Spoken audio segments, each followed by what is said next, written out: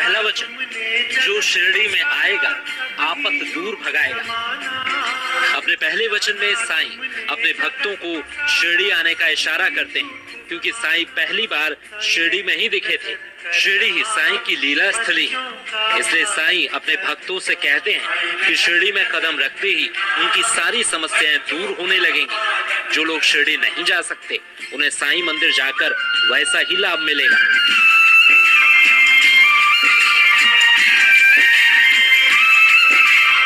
चढ़े समाधि की सीढ़ी पर, पैर तले दुख की पीढ़ी पर। अपने दूसरे वचन में साईं कहते हैं कि उनकी समाधि की सीढ़ी पर पैर रखते ही उनके भक्तों के सारे दुख दूर हो जाएंगे। साईं मंदिरों में प्रतीक के रूप में बनी समाधि के दर्शन से भी दुख दूर हो जाएंगे। बस मन में श्रद्धा का भाव होना जरूरी है।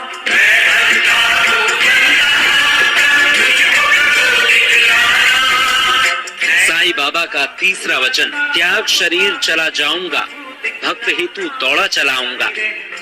साईं बाबा कहते हैं कि मैं भले ही शरीर में ना रहूं, लेकिन मेरा भक्त जब भी मुझे पुकारेगा मैं दौड़कर उसके पास चलाऊंगा और हर तरह से अपने भक्त की सहायता करूंगा।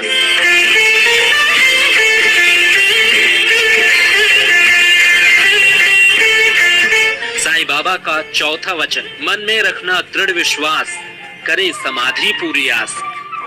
अपने चौथे वचन में साईं कहते हैं कि हो सकता है मुश्किल में मुझे ना पाकर मेरे भक्तों का भरोसा डगमगाने लगे, वो अकेला और असहाय महसूस करने लगे, लेकिन मेरे हर भक्त को एक बात पर हमेशा विश्वास होना चाहिए कि मेरी समाधि पर आकर की गई प्रार्थना पूरी होगी। बस श्रद्धा और सबूरी बनाए रखें। साईं बाबा का पांचवा वचन, मुझे सदा जीवित ही जानो, अनुभव करो सत्य पहचानो। साईं के पांचवें वचन में बाबा अपने भक्तों को ज्ञान दे रहे हैं। साईं कहते हैं कि मेरा अस्तित्व केवल शरीर तक सीमित नहीं, मैं अजर अमर अविनाशी परमात्मा का अंश हूँ, इसलिए मैं हमेशा जीवित रहूंगा। अपनी भक्ति और प्रेम की शक्ति से मेरे भक्त मेरे सत्य को पहचान सकते हैं। साईं बाबा का छठवां वचन, मेरी शरण आ खाली जाए, हो तो कोई मुझे बताए।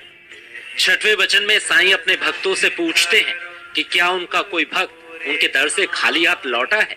साईं कहते हैं कि जो सच्ची श्रद्धा से मेरी शरण में आया उसकी हर मनोकामना पूरी हुई है। अगर इस बात में कोई संशय हो तो मुझसे कहो।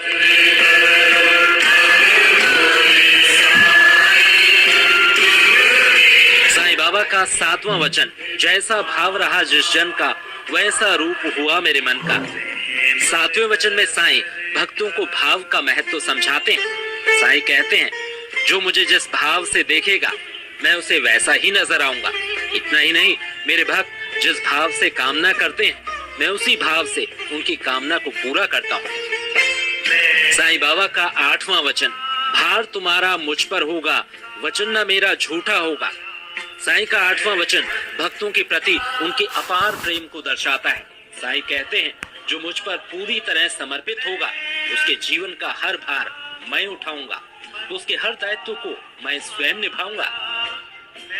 साईं बाबा का नौवां वचन, आ सहायता लो भरपूर, जो मांगा वो नहीं है दूर। नौवें वचन में साईं कहते हैं मेरे पास आओ, मैं तुम्हारी भरपूर सहायता करने को आतुर हूँ। जो श्रद्धा और प्रेम से मुझसे कुछ मांगेगा मैं उसे अवश्य पूरा करूंगा। साईं बाबा का 10वां वचन, मुझ में लीन वचन व काया, उसका ऋण ना कभी चुकाया। ये साईं का 10वां वचन है, जिसमें साईं कहते हैं कि जो भक्त मन वचन और कर्म से मुझ में लीन रहता है, जो हर वक्त मुझे याद करता है, मैं हमेशा उसके कर्ज के भार से दबा रहता हूँ। उसकी हर इच्छा हर जिम्मेदारी मुझ पर ऋण के समान है। साईं बाबा का 11वां वचन, धन्य धन्य व भक्त अनन्य, मेरी शरण तज जिसे न अन्य। साईं का 11वां वचन भक्तों को संदेश देता है कि अनन्य भाव से लीन होकर ही ईश्वर की रहमत मिलती है।